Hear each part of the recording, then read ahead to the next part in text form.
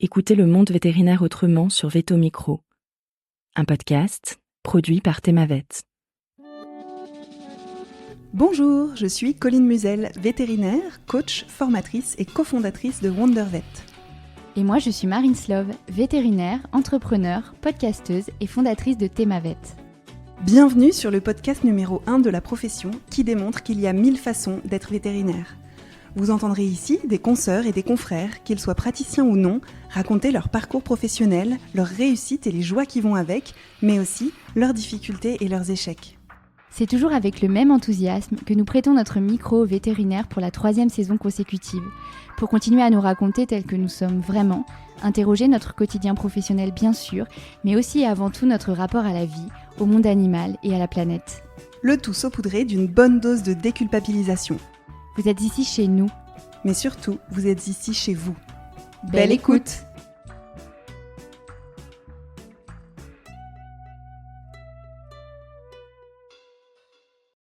Bonjour à toutes et à tous. Aujourd'hui, j'ai le plaisir de recevoir notre consoeur Élodie Vinet. Bonjour Élodie et bienvenue sur Veto Micro. Bonjour Colline et merci de me recevoir. Ouais, avec grand plaisir. Élodie, tu es une mordue des urgences et des soins intensifs. Et a priori, cette passion t'a donné énormément d'énergie et d'opportunités, puisqu'en seulement 6 ans de carrière, tu as déjà un sacré parcours, et on va le voir ensemble. Tu es diplômée de Toulouse en 2018, et après ces 5 années d'école, tu enchaînes directement avec le DE d'urgence et de soins intensifs, à Toulouse toujours. Dès l'école et par la suite, tu vas travailler dans des structures de toute taille, allant du remplat solo en clinique canine généraliste à un poste de chef du service des urgences d'un CHV. Rien que ça. À peine 4 ans après être sortie d'école, tu crées ta propre entreprise, Help4Vet, qui propose un service de formation et de télé-expertise aux jeunes vétérinaires qui se lancent dans l'urgence. Et depuis le mois de septembre 2024, tu occupes le poste de directrice d'une clinique d'urgence. Alors, sans plus tarder, et pour rentrer dans le vif du sujet, on commence avec notre première question traditionnelle. Élodie, qu'est-ce qui t'a donné envie de devenir vétérinaire ? Je pense comme beaucoup, c'était un peu ce rêve de gosse. J'aimais beaucoup passer du temps avec les animaux et c'est parti de là. En fait, c'est vrai que depuis aussi longtemps que je me souvienne, j'ai toujours dit que je voulais être vétérinaire. Donc c'est vrai que je pense que je me suis un peu accrochée à cet objectif et au final, je sais pas s'il y a une vraie raison. Enfin, il y a pas une raison, je pense, rationnelle. Vraiment. Mais c'est vrai que j'ai grandi avec les animaux et je pense que autour de moi on me disait peut-être qu'il faudrait que tu fasses vétérinaire plus tard et puis c'est devenu un rêve de gosse et une espèce de but, je pense, que j'ai voulu poursuivre après en passant du collège au lycée et au fur et à mesure j'avais cet objectif là quoi. Ok. Et donc collège, lycée, et ensuite toi tu as pris quelle voie pour arriver dans une école véto ? J'ai commencé en prépa à Okay. Toulouse et du coup je suis pas j'ai fait 1 an de prépa et ensuite je suis passée en fac. Ok. Donc j'ai fini le cursus à la fac de Ok. licence. Tu serais d'accord de nous en dire un petit peu plus sur qu'est-ce qui fait que tu as switché de prépa à fac ? On va dire que c'était d'un commun accord entre la prépa et moi-même. Non, mais mes résultats étaient pas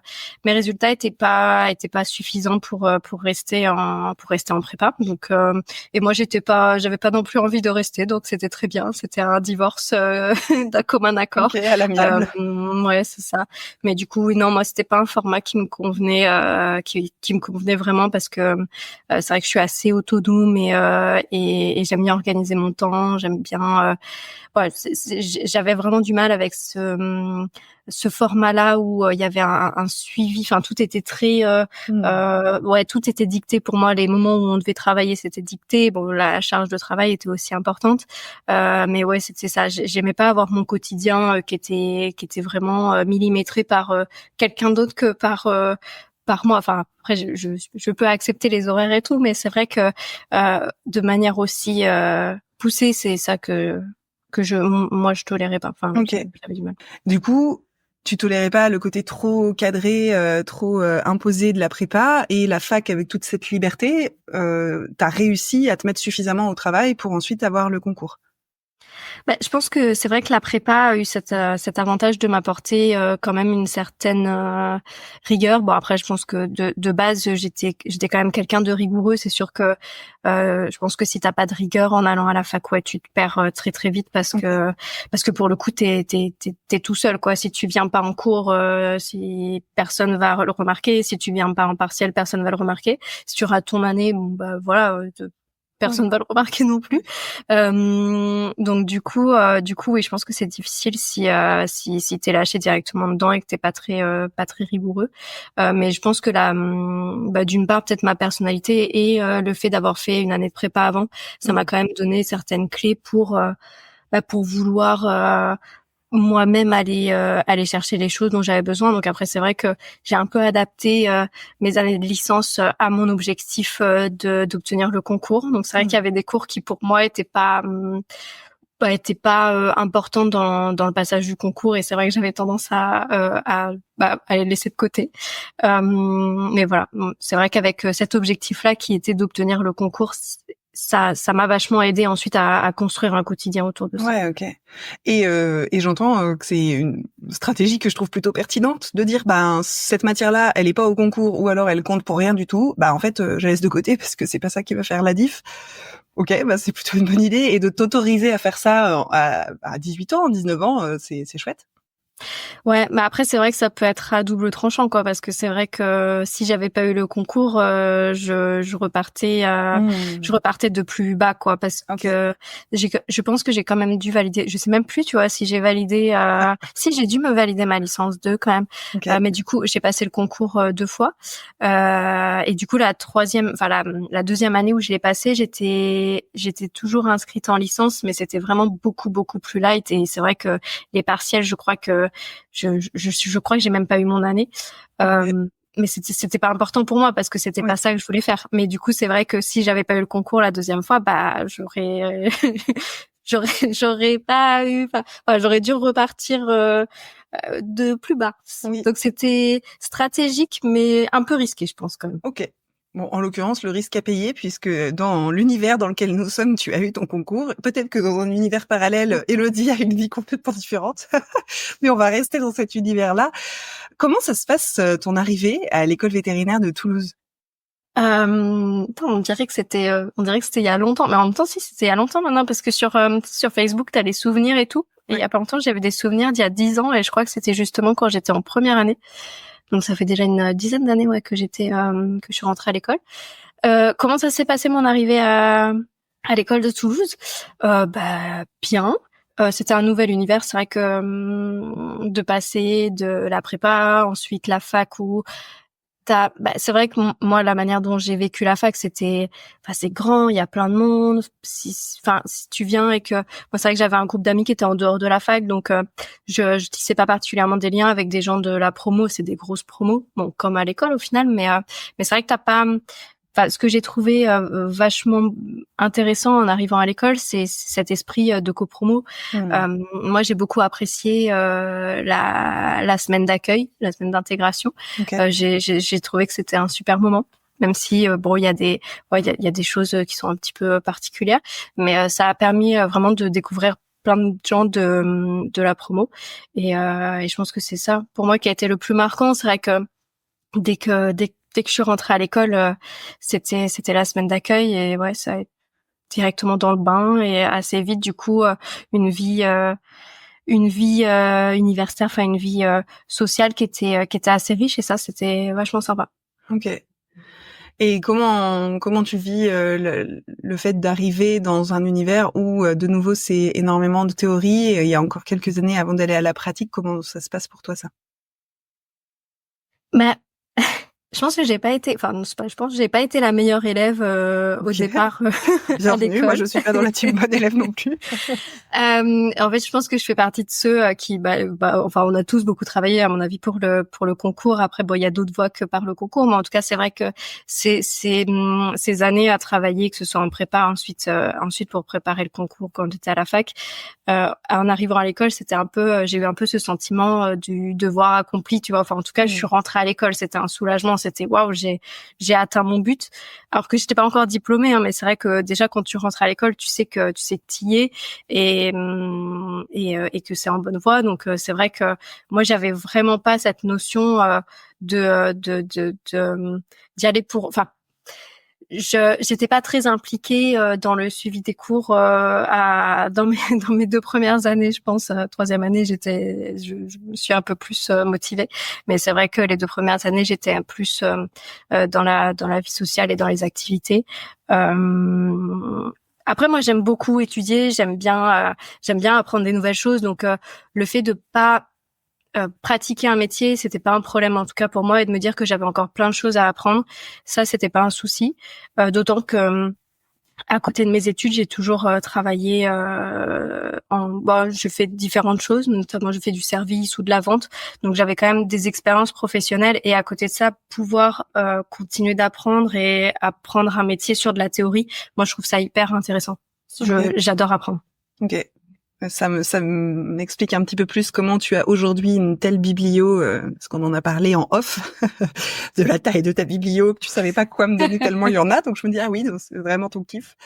J'adore ça, oui. Bah ouais. C'est un peu bizarre peut-être, je sais pas, mais j'aime bien lire. J'aime bien, je sais pas, j'aime bien apprendre, et puis en fait, je me dis qu'il y a tellement de choses, enfin, la quantité de savoir, elle est énorme, et il y a tellement de choses intéressantes à savoir. Tu pourrais même t'y perdre. Enfin, c'est comme je te disais, moi j'ai tellement d'articles que je mets de côté, où je me dis faut que je lise, et il y a tellement de livres que j'aimerais lire, et c'est juste que c'est un apprentissage sans fin, mais c'est aussi hyper intéressant, c'est enrichissant, je trouve. Ok. À quel moment dans tes études c'est venu l'envie de pratiquer les urgences et les soins intensifs? C'est venu tout à la fin. Quand je suis rentrée en école, je me disais que que je serais veto en animaux exotiques dans la savane d'Afrique ou dans la jungle amazonienne. Et puis assez vite, je me suis rendu compte que c'était pas un mode de vie qui pourrait me convenir. D'une part, c'était pas forcément facile de trouver une place. Je pense que c'est pas un milieu que je connais bien, mais je pense que c'est pas facile de se faire une place. Et puis c'est un mode de vie qui est vraiment très particulier. Et c'est vraiment à la toute fin de l'école que je me suis rendu compte que c'était un format qui me plaisait. C'était pas pendant les gardes, j'ai pas bien vécu mes premières gardes. J'ai à l'école, assez, les premières gardes de l'école ou les premières gardes dehors? Non, pas les premières gardes de l'école, d'autant qu'on était encadrés, donc non, c'était les premières gardes en dehors. Surtout le fait d'être tout seul, d'avoir pas forcément quelqu'un qui puisse répondre à tes questions, quelqu'un qui puisse t'aider sur la prise en charge de cas, ou juste être tout seul. En fait, des fois, t'es tout seul dans une grande structure à 3 heures du matin avec des chiens qui hurlent à la mort, et c'est un peu particulier. Mais voilà, c'est pas cette partie-là qui m'a donné envie. C'est vraiment à l'école et la fin de ma 5e année, découvrir les urgences. Ok, du coup, c'est le fait d'être dans le service d'urgence à Toulouse qui t'a plus fait accrocher avec le milieu. En tout cas, c'est vrai que moi, sur ma fin d'école, les rotations que j'appréciais le plus, c'était les urgences soins intensifs et la médecine interne. Okay.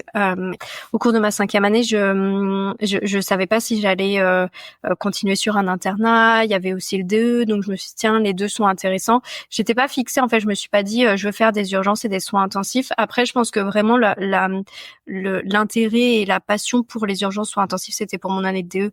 C'était pas avant mon DE, et c'est pas forcément ce qui m'a fait décider de faire le DE, mais c'est au cours du DE où je me suis rendu compte que j'aimais vraiment cette manière d'appréhender la médecine vétérinaire, la variété des cas, enfin, ouais. C'était à ce moment-là. Tu as dit, si j'ai bien compris, que tu avais pas choisi le DE d'urgence parce que tu savais que les urgences c'était ton truc. Donc comment t'as fait pour choisir entre le DE d'urgento et plutôt un internat ou une spécialisation en médecine interne? Oh, c'est une question qui est pas facile, parce que du coup, c'est vrai que c'était pas un choix facile. C'était pas un choix facile parce que, alors déjà, l'internat, j'étais pas bien placée dans ma promo, enfin, en tout cas pour cette année-là, pour l'internat de Toulouse. Donc au moment où il y a une place qui s'est libérée, où j'ai dû faire le choix entre DE et internat, j'étais vraiment en grosse hésitation. Et pour être honnête, je sais plus exactement ce qui m'a fait décider. Parce que je sais que ce qui rentrait un petit peu dans la balance, c'était le fait que l'internat était légèrement rémunéré, ce qui est pas le cas du DE. Pour le coup, pour le DE, tu dois payer. Donc ça, c'est vrai que ça faisait pencher la balance un peu plus côté internat. Par contre, je pense que sur l'internat, moi, ce qui me branchait moins, c'était de faire des rotations qui m'intéressaient moins. Par exemple, c'est vrai que la chirurgie, moi, c'est vraiment pas mon dada. J'en fais un petit peu. Enfin, je fais de la chirurgie de base pour des chirurgies d'urgence hors la paro et tout ça, mais des gestions de plaies, des choses comme ça. Mais c'est vrai que la chir, c'est pas un domaine qui m'attire. Et je pense qu'il y avait quand même pas mal de rotations en chir. Donc je pense que ça doit être sur ça que j'ai dû décider. C'était pas un choix qui était facile à ce moment-là, et je pense que je sais pas, c'était un peu au feeling peut-être aussi. C'est vrai que j'appréciais beaucoup l'équipe des urgences soins intensifs à Toulouse. Okay. Je pense que ça aussi, ça a joué. Ouais. Il y avait pas, en tout cas, j'entends qu'il n'y a pas eu un critère évident dont tu te souviens très clairement, et qu'aujourd'hui, a priori, aujourd'hui, t'es quand même contente de ton choix. Oui. Vu le temps que tu passes et l'énergie que tu mets à développer cette partie-là de ta carrière. Si on revient juste sur le tout début, tu as parlé du fait que tu avais fait des gardes, et pendant la préparation de l'interview, tu m'as aussi parlé du fait que tu avais fait des remplats les samedis matins. Qu'est-ce qui t'a donné envie de te lancer à faire ce genre de remplat avant même d'être diplômée, hein, donc c'était pendant ta 4e année? Les sous. Les sous, ok. J'avais besoin de sous. Non, mais j'avais, enfin, c'est vrai que c'est ce que je te disais, j'ai toujours travaillé j'ai quasiment pendant toute ma scolarité en prépa, je pouvais pas, mais à partir de la fac, du coup, j'avais des jobs étudiants. Pendant l'école aussi, la 4e année, je sais plus où, c'était pendant les vacances, mais du coup, je recherchais un job, pour pouvoir gagner de l'argent. Donc c'était essentiellement ça. C'était pas forcément dans l'idée c'était aussi dans l'idée de me former, mais c'est vrai que contrairement à un stage où pour le coup je pense que tu peux apprendre davantage, moi les remplats le samedi matin, j'étais seule aussi, j'étais seule dans la clinique, et c'était aussi un peu stressant. Donc voilà, c'était pour acquérir de la pratique, mais la grosse motivation initialement c'était pour avoir un job. Ok. Et du coup, d'avoir fait ces remplats, qu'est-ce que selon toi ça t'a apporté d'avoir pris ce temps-là, d'avoir fait ce choix-là en étant encore étudiante, d'aller dans des remplats veto plutôt que de choisir d'autres types de jobs pour gagner des sous? Qu'est-ce que ça t'a apporté pour le reste de ta carrière d'avoir cette expérience-là? Moi, avec un petit peu de recul, maintenant, j'ai l'impression que ça m'a apporté de l'adaptabilité, et j'ai l'impression d'avoir peut-être un peu plus. Enfin, en tout cas, j'ai conscience de la réalité du terrain sur des structures de différents formats. C'est vrai que maintenant, j'ai tendance à plutôt travailler dans des grosses structures, CHV ou centres de référé, mais pour autant, du coup, mes expériences passées dans des petites structures, parce que du coup, quand je travaillais les samedis matins, c'était une structure de base avec un veto et 2 ASV. Okay. Et donc c'était pour le décharger lui de certains samedis matins. Donc voilà, c'était vraiment une toute petite clinique avec assez peu de matériel. Et voilà, je pense que ça m'a permis, en dehors de la pratique et d'être confrontée à la réalité du terrain, et de devoir me débrouiller toute seule sur certaines choses, qui a été d'un côté stressant, mais d'un autre côté ça a été formateur. Sur le long terme, moi, je pense que ça m'a apporté cette adaptabilité et cette conscience de la réalité qu'il peut y avoir dans les différents types de pratiques, en tout cas sur la canule. Comment ça se passe pour toi une fois que tu as fini ce diplôme d'école? Qu'est-ce que tu fais pour te lancer dans la vie active? Où tu vas? Tu vois, comment ça se passe ce début-là? Je pense que j'ai pas eu un parcours typique et linéaire, parce que moi c'est vrai que j'adore voyager, et c'est vrai que j'ai tendance je suis très bosseuse, et je peux vraiment je peux travailler beaucoup, mais j'ai besoin d'avoir des temps morts, et des temps morts loin, et c'est vrai que à la suite de mon DE, J'ai continué en parallèle de mon DE, je faisais des gardes dans une structure proche de Toulouse, donc j'ai continué un petit peu à la fin de mon DE, et après ça j'ai fait un remplacement dans une clinique généraliste de taille moyenne, et ensuite je suis partie au Mexique pendant 6 mois. Okay. Donc voilà, c'est pas un parcours, je pense, linéaire où j'ai fait d'autres cliniques. Voilà, je suis partie au Mexique. Okay. Cette clinique où tu étais à Toulouse, où tu faisais des gardes, du coup, tout à l'heure, tu disais que tu aimais pas faire des gardes seule. Est-ce que c'était déjà une clinique où tu étais à plusieurs, ça avait une certaine ampleur? Non. Non, à ce moment-là, ça a changé maintenant, mais non, à ce moment-là, on était seuls. Okay. On était seuls en fait, on était d'astreinte les nuits, donc on se déplaçait si on avait des urgences et on était seuls. Et les dimanches, sur les week-ends, on prenait la garde, pareil, en fin de journée, le samedi jusqu'au lundi matin, et on était seuls sur toute la période, sauf quand il y avait la dame de l'entretien qui était là, et c'était un super moment d'avoir un soutien, parce que quand t'es seul, quand t'es tout seul et que tu vois une personne connue, c'est quand même vachement rassurant, même si c'est pas quelqu'un qui peut t'aider médicalement ou techniquement. Okay. C'était quand même vachement agréable. Mais okay. Oui, ouais. J'étais toute seule. Et du coup, sachant que, si j'ai bien compris, t'aimais pas ça, qu'est-ce qui t'a donné envie de continuer à faire des gardes seule? À part les sous. J'allais dire les sous. Non, mais après, je pense que je voulais m'accrocher, en fait. C'est vrai que j'essayais de me dire, et je pense comme beaucoup, j'essayais de me dire que c'était un cap à passer, que okay. Ça allait aller mieux, mais c'est vrai que j'ai mal vécu. Il y a beaucoup de gardes que j'ai mal vécu, parce que avant ce boulot-là, c'était au cours de ma 5e année où, pareil, je faisais des gardes d'urgence toute seule, comme avec plusieurs personnes de ma promo. Et je les vivais pas super bien non plus, donc je sais pas, en fait je pense que j'ai voulu me fondre dans le moule aussi. J'avais l'impression que c'était ce que tout le monde faisait, et qu'il fallait juste que j'encaisse, et que c'était normal, et qu'il fallait que j'accepte ça, en fait. Donc c'est pour ça que j'ai continué. Ok. Ce qui n'est pas forcément une bonne raison. C'est pas très simple, mais c'est à toi d'en juger. Ok, donc tu fais des gardes, tu fais aussi un remplacement en clinique canine généraliste, et après 6 mois au Mexique. Cool. Tu vas pas nous raconter ton séjour au Mexique, mais en rentrant du Mexique, là, on est plutôt en train de s'éloigner des urgences et des soins intensifs finalement dans ton parcours, avec toute une période où tu en fais peut-être très peu et où tu fais du généraliste. Comment ça se passe la suite? Et comment tu reviens finalement à cette discipline? En fait, déjà, à chaque fois que j'ai cette coupure, ça me manque. Et ce qui me manque dans mon métier, c'est les urgences, en fait. Okay. J'ai quand même essayé de refaire. J'ai refait un remplacement de généraliste, et à chaque fois, ça me conforte dans l'idée que c'est pas le genre de pratique que j'apprécie. Okay. Je m'ennuie très très vite, mais j'ai quand même essayé, parce que les horaires sont peut-être un peu plus confortables. Ouais. mais voilà, du coup, oui, c'est que à chaque fois qu'il y a une coupure, ça me manque, et la partie qui me manque, c'est les urgences. Ok.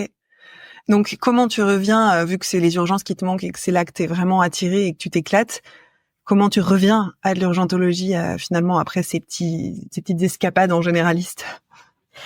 Je pense que après je regarde des annonces, et puis je tombe sur des annonces, je vois des choses. Je sais qu'en revenant du Mexique, j'avais envie de pas être très très loin de ma famille, donc j'ai trouvé quelque chose qui était pas trop loin. Okay. Ça a été l'un des paramètres, et ensuite du coup j'avais envie de continuer à me former de manière académique sur cette discipline, donc j'ai postulé aux États-Unis pour continuer sur un internat spé aux États-Unis. Et j'étais prise à Washington State pour l'année, je sais plus, 2021.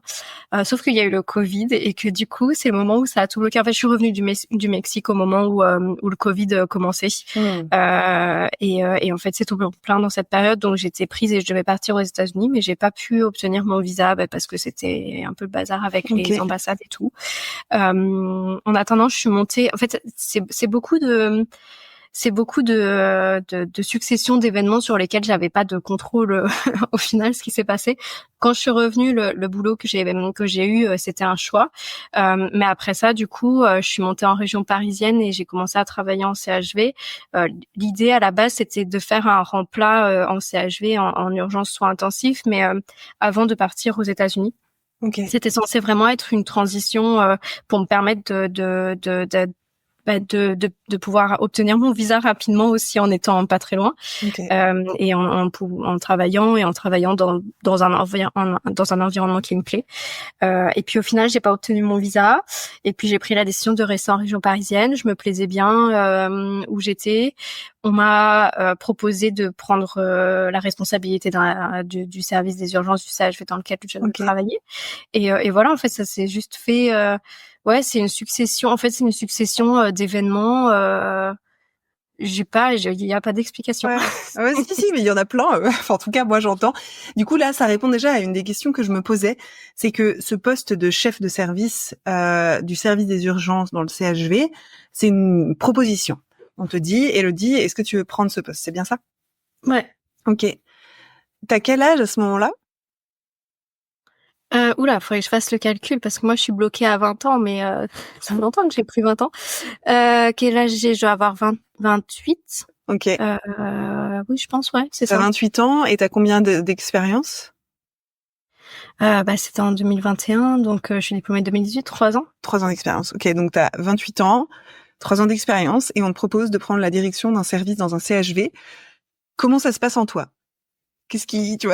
Comment tu le vis? Parce que c'est quand même pas anodin, je trouve. Ouais, c'est pas anodin. Déjà, c'est vrai que moi j'étais hyper reconnaissante de la confiance qu'on puisse me montrer en me proposant ça.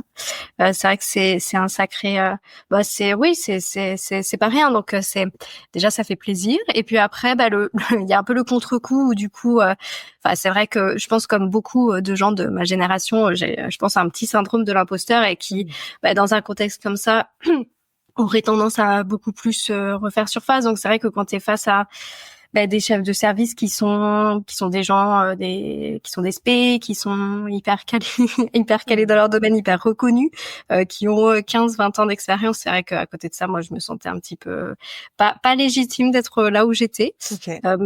Mais voilà, j'ai donné le maximum et je me suis éclatée dans ce que j'ai fait, mais c'est vrai que oui, c'était particulier parce que comme tu dis, j'avais pas beaucoup d'expérience. Enfin, je pense que j'avais des expériences variées et notamment dans des domaines variés. C'est vrai que j'ai bossé, en dehors de Veto, j'ai fait différents métiers et on m'a fait confiance dans différents métiers parce que j'ai aussi été j'ai dirigé genre un centre équestre au Costa Rica.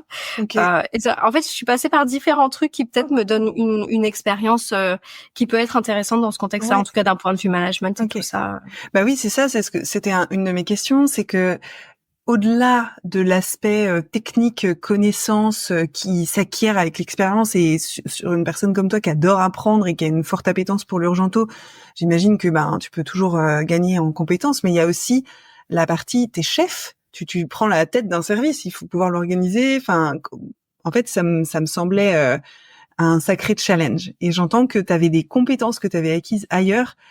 Ça, c'est des choses que le CHV savait avant de te proposer le poste, que tu avais des compétences, puisque tu avais notamment dirigé un centre équestre au Costa Rica. Oh non, je sais pas du tout. Non, je pense pas.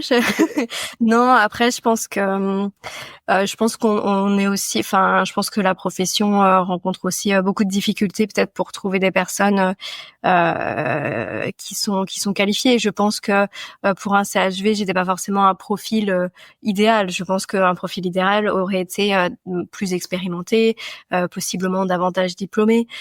Donc, je pense que j'étais pas un profil idéal, mais qu'il y en avait peut-être pas beaucoup et que c'est pour ça qu'on m'a proposé. Oui, t'étais là, puis t'avais envie.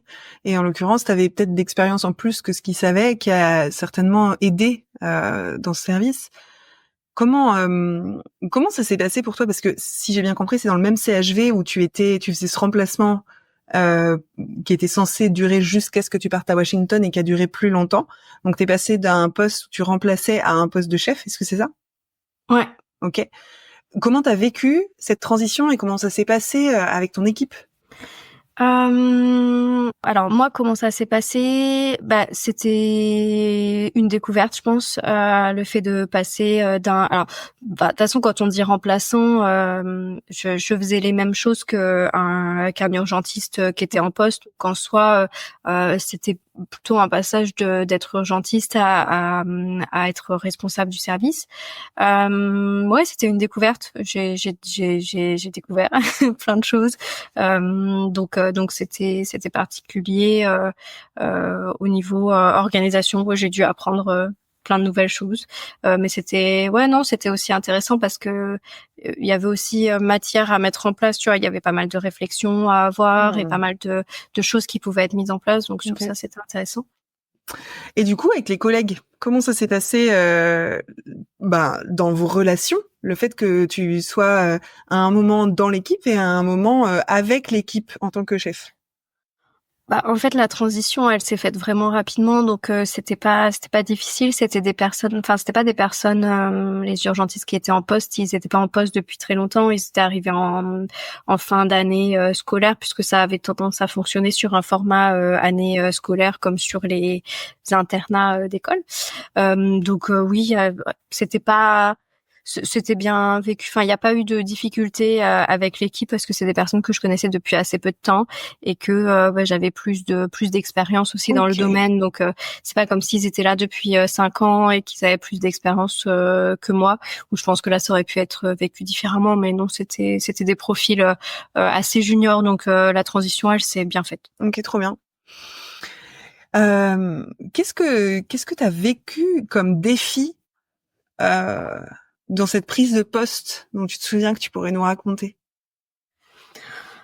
Beaucoup. Enfin, déjà, c'est vrai que je trouve que sur les postes de management, en règle générale, on n'a pas forcément les clés, on n'a pas forcément les outils à notre disposition parce que je pense qu'on est très très peu formés, voire pas. Enfin, je pense qu'on n'est pas formé en école en fait, pour être honnête. je lance la pierre à personne, mais c'est vrai que on n'a pas du tout de formation de management. En tout cas, moi, quand j'ai fait l'école à Toulouse, on n'en avait pas, comme on n'avait pas de formation de compta et des choses comme ça. Donc c'est vrai que compta ou santé financière, enfin voilà, d'un point de vue général, sur tout ce qui va être extra médical, extra technique, on est vraiment très peu formé, ce qui est dommage parce que quand on est véto, on n'est pas que médecin. En fait, on a aussi des propriétaires en face, on a des humains à gérer. Quand on est chef d'équipe, on a aussi des humains à gérer. On a aussi à se gérer parce que pour moi, le plus gros challenge, je trouve, quand on doit gérer une équipe, c'est d'arriver à prendre suffisamment de recul pour se détacher peut-être de nous, de nos émotions, de nos attentes, pour le bien de l'équipe, pour le bien du groupe, pour le bien de la boîte. Donc je pense que le plus gros challenge c'est ça, et c'est de faire avec rien, enfin parce que du coup on part globalement pour moi avec simplement notre expérience et pas des clés pratiques qu'on nous aurait données en école, quoi. Ouais, ok. Donc j'entends que toi, tu as le sentiment qu'il y a un manque dans la formation en termes de notamment de connaissances de gestion de l'humain, de management, qui aurait pu être aidant. Est-ce qu'il y a autre chose que tu identifies aujourd'hui qui t'a manqué et qui aurait pu vraiment être aidant pour toi dans cette prise de poste de chef de service? Après, je pense que de manière générale, c'est vrai que moi, je suis assez, je sais pas si je suis psychorigide, mais en tout cas, j'aime bien que les choses, elles soient claires et qu'elles soient carrées. Et c'est vrai que j'aime bien pouvoir me projeter, en tout cas, sur la gestion de projet. C'est vrai que quand de manière générale sur les projets, j'aime bien avoir une visibilité. Et c'est vrai que quand tu te lances un peu à l'aveugle, que tu tâtonnes, que tu découvres au fur et à mesure, pour moi ça c'est assez inconfortable. C'est pas forcément que c'est dérangeant, mais c'est juste que t'as l'impression d'être jamais arrivé au bout des choses. Ce qui est intéressant, en fait, c'est un peu contradictoire parce que moi c'est quelque chose qui m'intéresse. J'aime bien ne pas être au bout des choses, ça veut dire que tu as toujours des choses à apprendre, donc c'est hyper stimulant d'être en permanence dans l'apprentissage. Mais quand tu es en permanence dans l'apprentissage, c'est aussi en permanence dans la stimulation. Et c'est vrai que mon esprit, je dis en fait je parle pour moi, mon esprit il est jamais au repos. Et c'est vrai que c'est ça qui est un peu difficile. Moi, j'aime bien pouvoir un peu jalonner les parcours et savoir vers quoi on va et progressivement apprendre des choses, à progressivement gagner en compétences plutôt que d'être jeté et qu'on te dise bon ben voilà, tu découvres et débrouille-toi. Ok. Donc la notion de jalon en fait et de structuration dans le processus d'apprentissage, ça t'aurait aidé de dire ok, d'abord je vais gagner cette compétence et ensuite je vais apprendre à faire ça et ensuite et que ça soit plus structuré plutôt que flou. Oui, c'est ça. Je pense que ça m'aurait aidé. Et puis je pense qu'un gros truc qui m'aurait aidé, ça aurait été de. Après ça, c'est difficile parce que disons que c'est a posteriori où je me dis que en fait je me rends compte de choses a posteriori. Et c'est vrai que moi à ce moment-là justement j'avais beaucoup de mal à prendre de la distance avec mon métier. Et ça c'est vrai que c'est quelque chose que j'ai mal vécu. Donc c'est vrai que j'aurais aimé je sais pas si c'est qu'on m'apprenne parce qu'en soi c'est pas quelque chose qu'on peut je sais pas si on peut nous l'apprendre ou si on doit l'apprendre nous-mêmes ou si on doit nous aider à l'apprendre ou si je sais pas. Mais en tout cas voilà, moi c'est vrai que c'est ça aussi qui a été difficile, c'est que pour combler un peu ce sentiment de pas forcément être à la hauteur, ben j'ai voulu rapidement savoir des choses, rapidement faire les choses bien, et du coup c'est vrai que ça m'a empêché de me mettre une limite sur la place que prenait mon travail dans ma vie, quoi. Ok. Tu t'es jeté à corps perdu dans l'apprentissage en lien avec ton métier et ça a pris beaucoup de place par rapport à ta vie perso. C'est ça que je comprends. Ouais, globalement oui, c'est ça. Aujourd'hui, t'en es où en termes d'équilibre à tes yeux de la place que t'as pour ta vie professionnelle et de la place que t'as pour ta vie personnelle? Alors là du coup c'est vrai que je suis de nouveau dans un poste où j'ai beaucoup de choses à faire. Okay. Après bon c'est le départ et je pense que ça va aussi au fur et à mesure se tasser. Et puis bon, moi j'ai conscience du coup des travers que je peux avoir et des directions dans lesquelles je peux aller qui peuvent être pas saines pour ma vie et pas saines pour ma santé mentale. Okay. Donc ça j'en suis consciente et du coup c'est vrai que j'essaye aussi de me protéger. Mais à l'heure actuelle non, c'est vraiment c'est pas équilibré parce qu'aussi bon je gère ma boîte et je gère en tout cas j'ai pris la direction, la responsabilité d'un service d'urgence, donc oui là ça fait beaucoup de choses depuis un mois ou deux, donc voilà, faut que moi j'arrive à faire face à ça. Oui, et puis j'entends que c'est le tout début puisque tu disais que tu avais commencé le poste de directrice d'un service d'urgence au mois de septembre. Donc en fait, t'es au tout début et on peut imaginer que t'as gagné en expérience avec ton précédent poste et que tu vas savoir te servir de ce que t'as fait avant pour faire différemment maintenant si ça t'a pas convenu comme t'as fait. C'est ça. Comment t'es passé de chef de service? J'ai l'impression qu'on a fait un petit saut spatio-temporel là. On est passé de chef de service des urgences d'un CHV à directrice depuis le mois de septembre d'un service d'urgence, d'une clinique d'urgence. Comment t'es arrivée de l'un à l'autre? Déjà c'est vrai que de l'un à l'autre il y a un trou spatio-temporel quand même de au moins de 2 ans où j'ai créé ma boîte et où je développe ma boîte.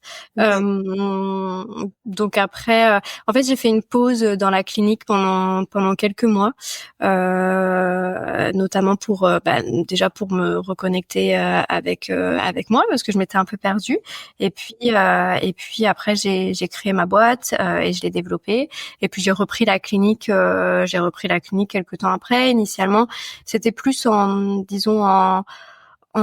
soutien financier pour pouvoir me permettre de développer mon activité.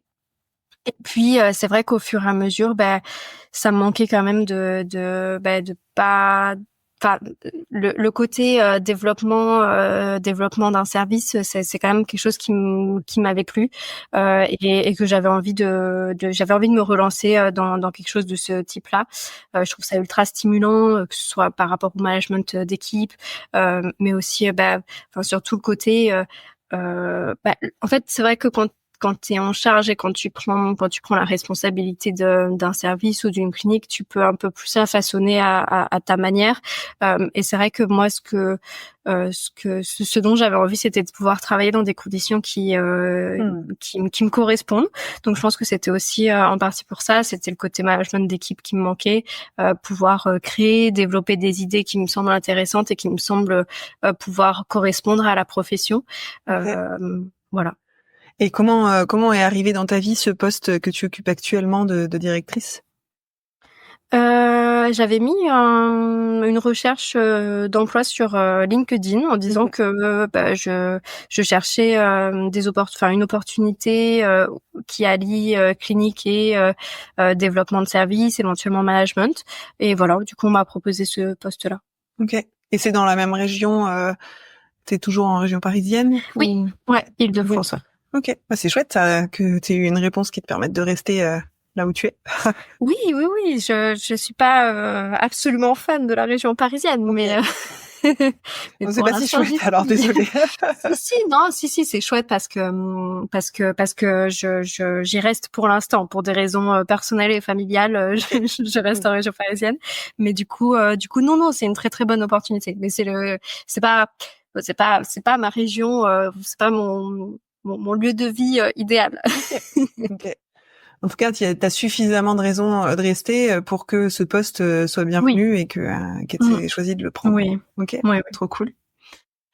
J'aimerais bien revenir sur une chose que tu as dite, puisque si j'ai bien compris, t'as choisi à un moment de prioriser ta vie personnelle et de prendre du temps pour récupérer, pour te recentrer. Comment ça s'est passé pour toi, le fait de prendre cette décision? Est-ce que tu étais encore en poste en tant que chef de service dans le CHV? C'était comment à cette époque? Oui, du coup en fait, c'est quand j'étais en poste à ce moment-là que j'ai eu le sentiment de m'éloigner de moi-même. Enfin j'ai fait un burn-out du coup à ce moment-là. Et du coup oui, c'est dans ce contexte-là que j'ai pris du temps pour moi parce que j'avais pas trop le choix.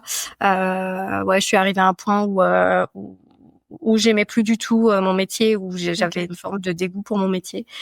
Donc disons que c'est pas par choix, c'est pas réellement par choix que je l'ai fait, c'est par nécessité. Enfin, je pouvais plus physiquement.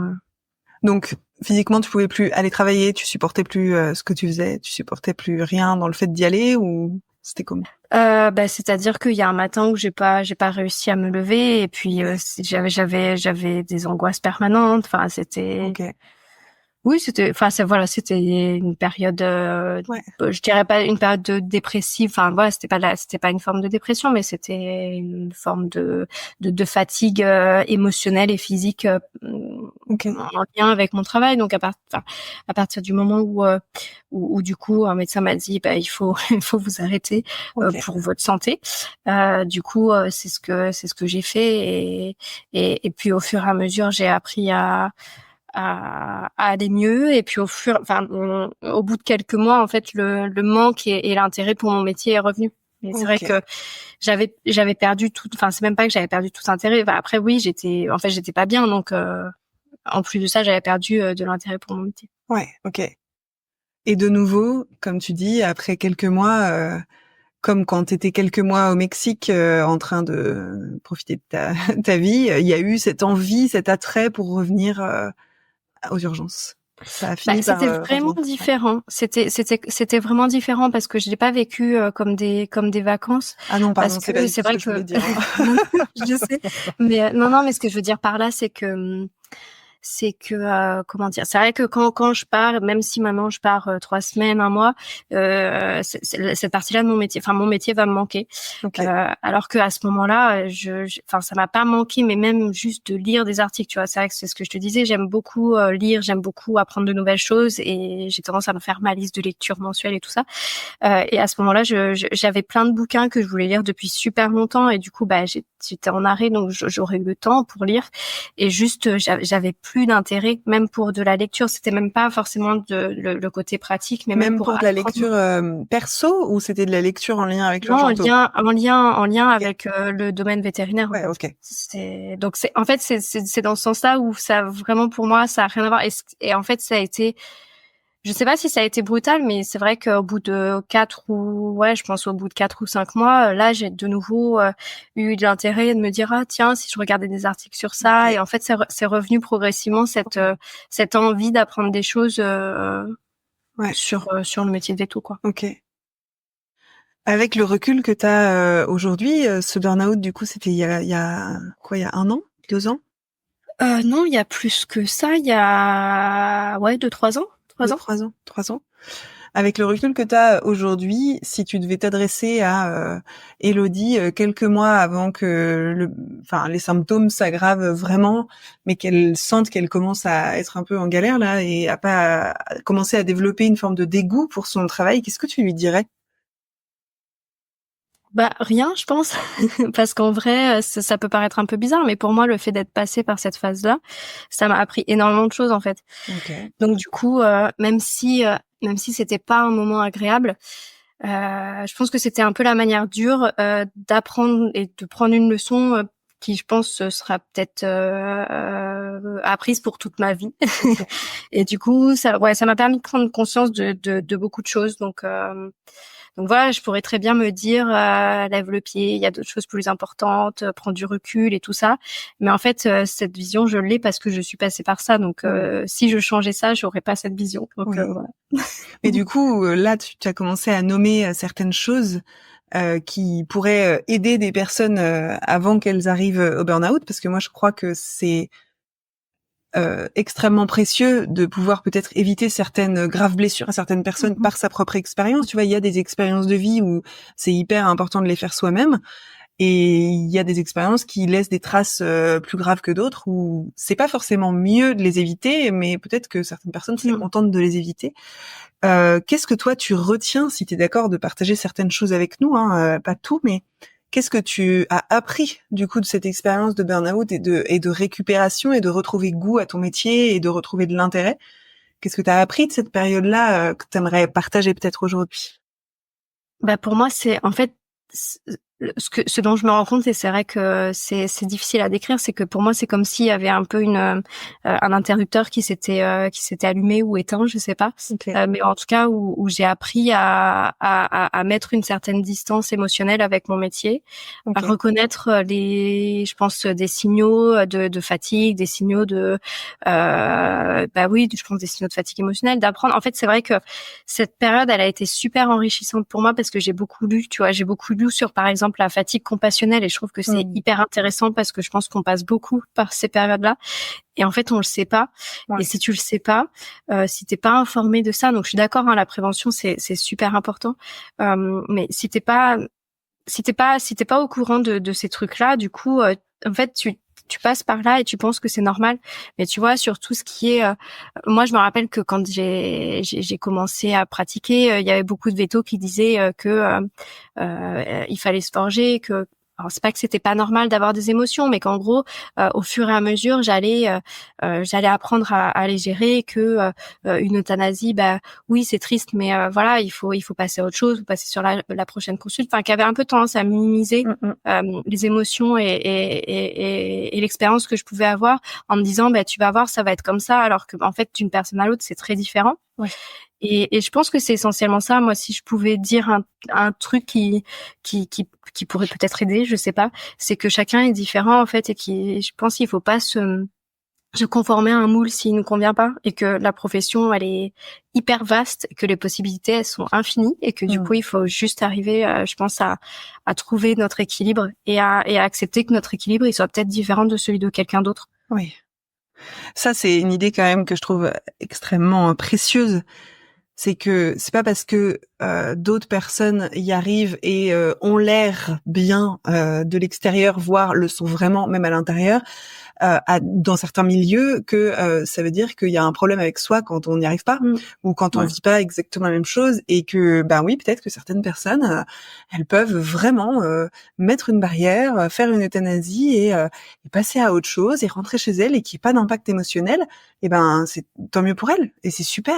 Et ça ne dit rien de compétences ou de quoi que ce soit des personnes pour qui c'est pas le même vécu. En fait, ça parle du fait que le vécu est légitime, même si il est lié peut-être à une interprétation qui est trop extrême, quelque chose comme ça. Le vécu reste légitime, quelle que soit son origine, en fait. Ouais, c'est ça. Je pense que oui, c'est ça. Moi, je trouve qui peut-être pourrait être différent, ce serait d'arriver à, de manière générale, que chacun accepte et que tout le monde accepte que chacun est différent, que chacun puisse avoir son approche et puisse rencontrer ses propres difficultés. En fait, on ne passe pas tous par les mêmes choses et c'est ok, c'est pas un souci. Et tu vois, quand je t'entends dire ça, je me dis, en fait, ça implique de développer de la curiosité et de l'empathie pour ses collègues. Au lieu de leur dire serre les dents, c'est normal, ça fait partie du métier. Ah tiens, c'est ça que tu vis quand tu fais une euthanasie. Ah ok, c'est difficile comme ça pour toi. Plutôt que oh là là, t'inquiète, ça va passer. Non, en fait là, parce que ça minimise. Être entendu. Ouais, ça minimise. C'est ça. Ça minimise vraiment l'expérience et du coup la personne, je pense qu'elle se sent pas. Elle se sent pas, enfin, si on te dit ce que tu ressens, c'est une connerie et tu vas voir, ça n'arrivera plus. Parce qu'en fait, moi, c'est vrai que je suis passée du coup un peu par l'opposé et je pense que c'est aussi quelque chose que j'ai mal vécu. C'est que c'est vrai qu'en urgence, on peut avoir pas mal d'animaux, soit qui décèdent, soit on peut avoir pas mal d'euthanasie. Et c'est vrai que au bout d'un moment, pour mettre de la distance, en fait, je me suis forcée à mettre de la distance. J'étais pas forcément parmi ceux qui pleuraient après chaque euthanasie, mais c'est vrai que j'avais tendance à y penser et c'était pas forcément facile et c'est vrai que en essayant de mettre une distance, j'ai l'impression de me mettre un peu aliénée en fait de ma propre de mon empathie parce que j'aime bien être proche des gens, j'aime bien sans les prendre dans mes bras ou pleurer avec eux, mais pour moi c'est un moment qui est hyper important, qui est difficile mais qui est hyper important de bien accompagner les propriétaires. Et en fait, j'en suis arrivée à un stade où c'était presque automatique et c'est vrai que c'était automatique, je ressentais rien. Et ça, je l'ai mal vécu, en fait, quand je me suis rendu compte que, j'avais plus aucun émotionnel, en fait, à mettre dedans et à donner au propriétaire. C'était difficile pour moi. Ok. Génial.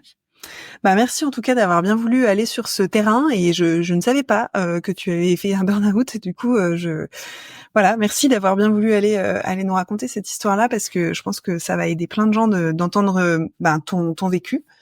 C'est vrai que je l'ai pas mis dans mon CV. Tu l'as pas mis dans le CV, Et tu sais quoi, c'est peut-être une idée à développer pour plus tard de comment on fait pour prendre soin d'un salarié si on sait pas qu'il a vécu un burn-out.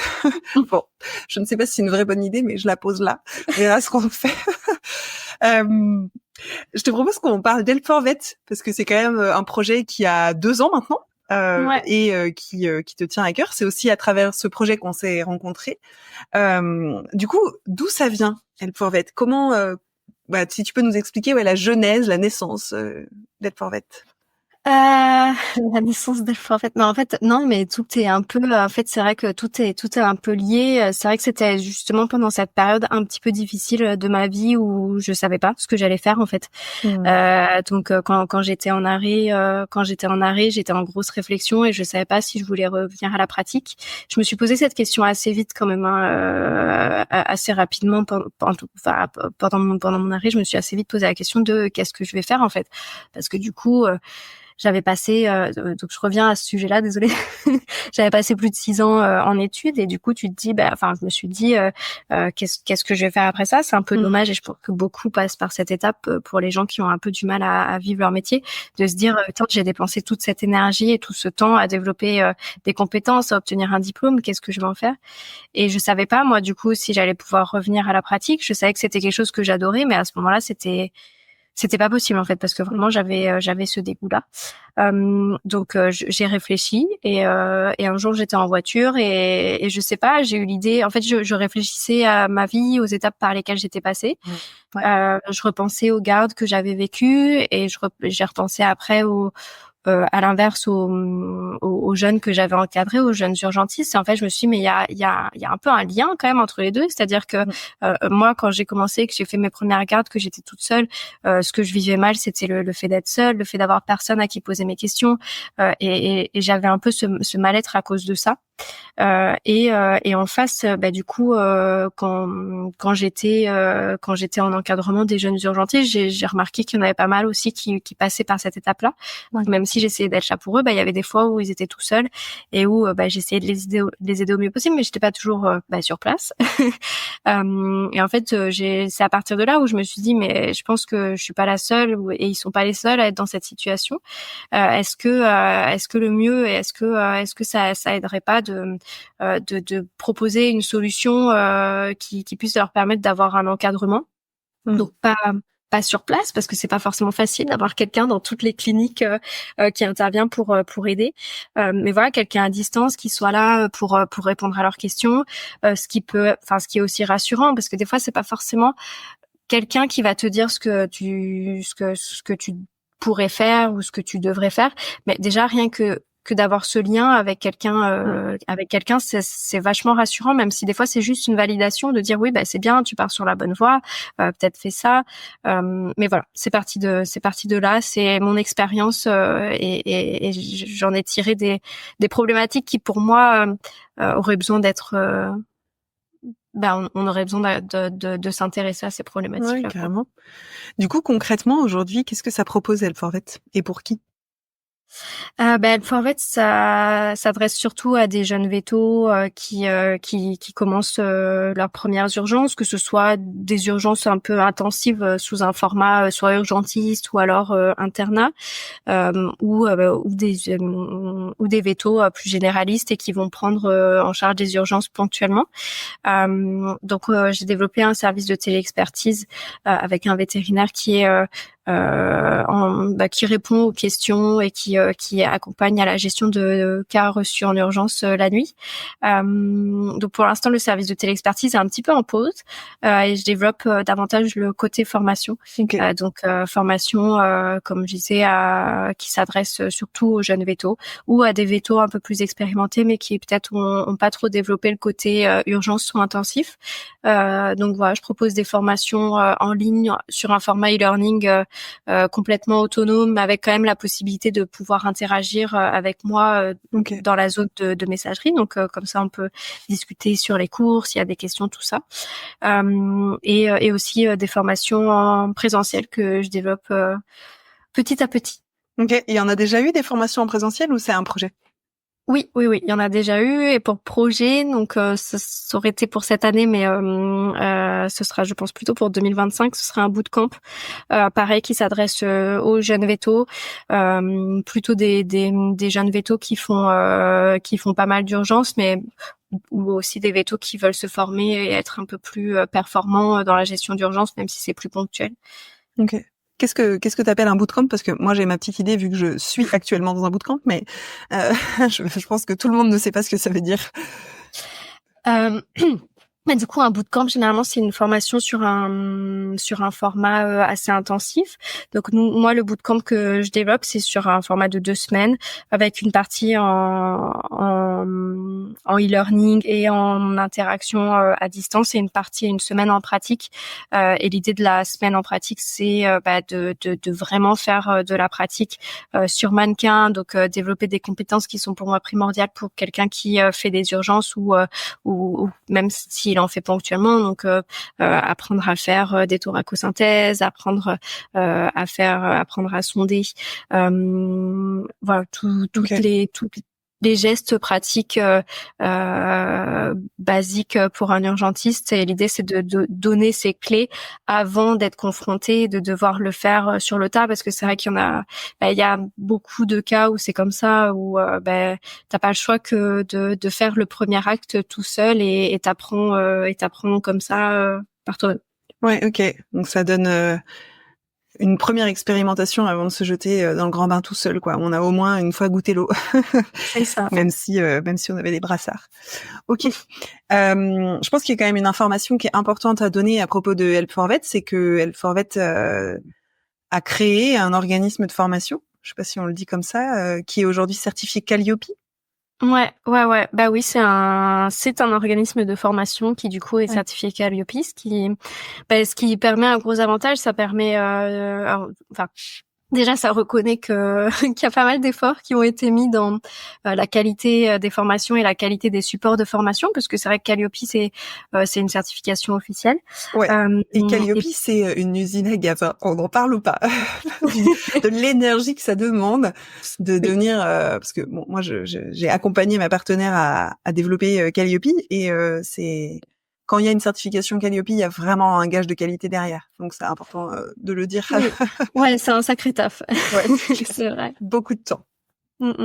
Mais du coup, oui, l'idée c'était de pouvoir proposer des formations qui soient prises en charge par l'OPCO et par le FIFPL, ce qui, c'est vrai que c'est un frein souvent à la formation continue, le financement, qui soit fait par les cliniques ou alors sur fonds propres. Et du coup, l'idée c'est de pouvoir utiliser les financements qui sont possibles pour financer ces formations. Ok, génial.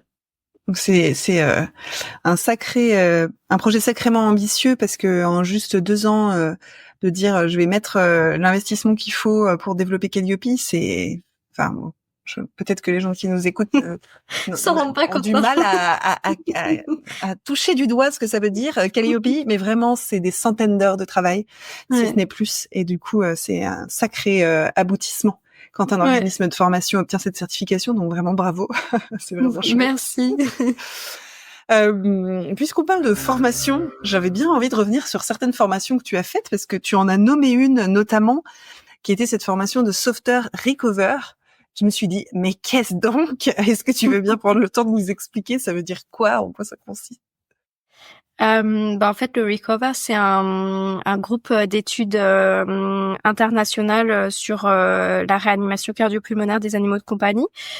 Et c'est vrai qu'ils font un travail qui est monstrueux et qui est super intéressant pour pouvoir fournir en fait des guidelines, un format pour améliorer la réa des animaux en clinique. Et du coup, c'est vachement bien. Ils ont fait des formations qui sont facilement accessibles, qui sont en plus hyper didactiques, et ils forment du coup sur le terrain pour devenir sauveteur. Sauveteur, en gros, c'est réanimateur. Le but, c'est d'apprendre la réanimation cardio-pulmonaire d'une manière standardisée, quoi. Parce que c'est vrai que jusqu'à ce qu'ils créent ce groupe d'études là, il y avait pas de méthode spécifique. Donc du coup, d'une étude à l'autre, tu pouvais pas vraiment dire est-ce qu'il y a un intérêt à mettre en place. Chacun faisait un petit peu à sa sauce. Là, il y a des guidelines et du coup, ça nous permet, nous quand on forme les équipes, d'avoir d'une part des supports et aussi des directives à mettre en place. Donc c'est beaucoup plus clair et on est beaucoup plus efficace, nous, dans la mise en place de notre réanimation. Parce que c'est vrai qu'une réa, c'est quelques secondes, quelques minutes, des dizaines de minutes qui sont importantes et qui sont, en fait, il y a un enjeu de vie ou de mort. Donc c'est vrai que plus on est efficace et plus on standardise nos méthodes, plus on offre de chance à nos animaux. Donc moi, c'était dans ce contexte-là que je trouve ça hyper intéressant de suivre leurs travaux. Ok. Génial. J'imagine en plus, en t'écoutant, je me revois très très bien à des moments de ma vie à dire adrénaline, j'ai aucune idée de la dose et je suis complètement perdue. Et je me dis, ça doit avoir un côté très rassurant de se dire j'ai appris, et même si là il y a un enjeu de vie ou de mort et que c'est important que je sache faire les gestes, j'ai appris une méthode qui est éprouvée, qui est vérifiée, qui a fait ses preuves, et je suis pas en train au doigt mouillé de tenter de sauver la vie d'un animal, quoi. Oui, et puis de toute façon, de manière générale, moi je trouve que quand on fait des urgences et des soins intensifs, on a besoin de ça en fait. On a besoin d'avoir des choses qui sont systématiques, parce qu'en fait, t'as besoin de réfléchir rapidement, t'as besoin de prendre des décisions rapidement et qui ont un enjeu important. Et en fait, si t'as pas une démarche systématisée sur pas mal de trucs, tu seras moins efficace dans ta prise de décision. Donc c'est vrai que ça fait partie si tu as déjà ta démarche, si tu systématises, si tu sais où tu vas,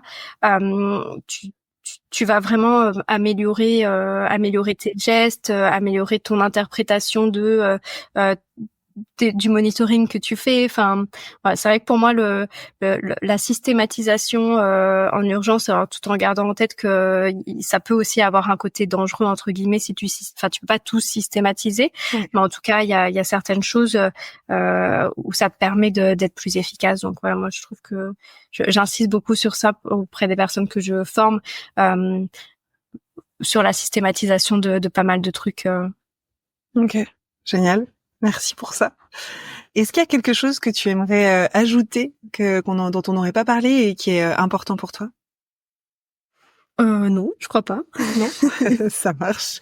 Du coup, pour les personnes qui aimeraient pouvoir parler avec toi, que ce soit de Help for Vet ou de ton parcours, comment est-ce que les gens peuvent te joindre aujourd'hui? Par plein de manières différentes, en tout cas par rapport à Help for Vet ou même pour me parler directement parce que c'est moi qui gère aussi les réseaux de Help for Vet. Donc on peut me contacter par l'Insta ou par LinkedIn, okay. Ou par mail sur mon mail perso. Enfin voilà. J'aime bien parler avec des nouvelles personnes et découvrir ce que font d'autres personnes. Donc c'est avec plaisir. Ok, super, merci. Donc on mettra ces infos-là dans le lien du podcast pour que les gens te retrouvent facilement. On va terminer cette interview avec la question que j'aime bien poser à la fin. Qu'est-ce que tu aimerais pouvoir dire de ton parcours professionnel le jour où tu prendras ta retraite? Qu'est-ce que j'aimerais dire de mon parcours professionnel le jour où je prendrai ma retraite? J'aimerais dire que j'en suis fière. Je sais pas. Non, j'aimerais que j'en suis satisfaite. J'ai pas de que j'en suis satisfaite. Que je suis satisfaite de la vie professionnelle que j'ai eue, que j'ai pas l'impression d'être passée à côté d'opportunités intéressantes et que j'ai réussi à trouver un équilibre entre mon métier et les autres facettes de ma vie. Merci beaucoup, Élodie. C'était un plaisir de t'avoir au micro aujourd'hui. Merci de m'avoir accueillie. Ouais, avec grand plaisir. Et je vous souhaite à toutes et à tous de passer une très belle fin de journée. Au revoir. Merci d'avoir écouté cet épisode de Veto Micro. Si le cœur vous en dit, partagez-le à vos amis et à vos collègues. Abonnez-vous au podcast et mettez-nous une note de 5 étoiles avec un gentil commentaire. C'est ce qui nous permet de remonter dans les classements et de donner de la voix à la profession. Si vous souhaitez participer à Veto Micro, nous suggérer des invités ou tout simplement nous écrire, faites-le sur l'adresse podcast@themavet.fr. Prenez soin de vous et à la semaine prochaine pour écouter une nouvelle façon d'être vétérinaire.